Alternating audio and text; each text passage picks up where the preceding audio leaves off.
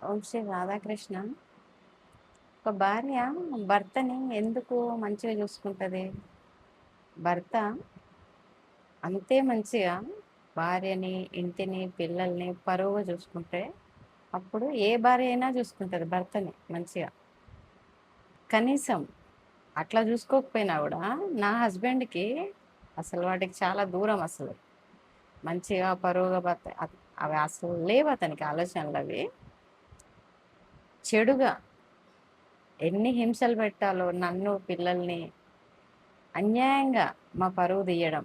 మాకు తెలీదు అసలు మా వెనకాల మా మీద చెడు చెప్పడం.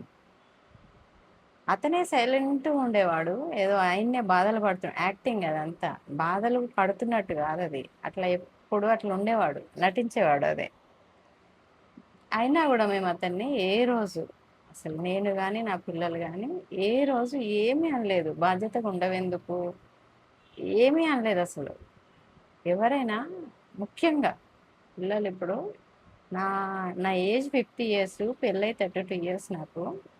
32 ఇయర్స్ నా పిల్లలకి కూడా ఆల్రెడీ మా అమ్మాయికి మ్యారేజ్ అయిపోయింది. మా బాబు ఎంఎస్ అయిపోయింది. అంత ఏజ్‌కి వచ్చినారు నా పిల్లలు.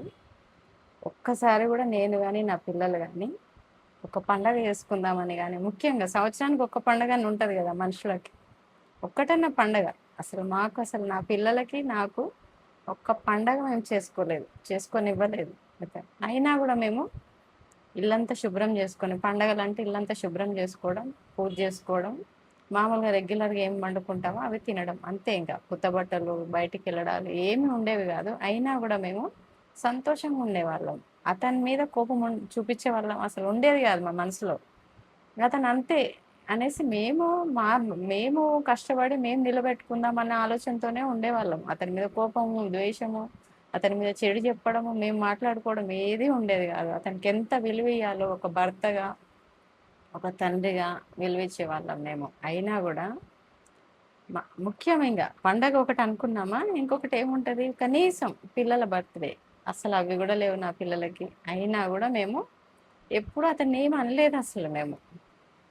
మంచి విలువిచ్చేవాళ్ళము.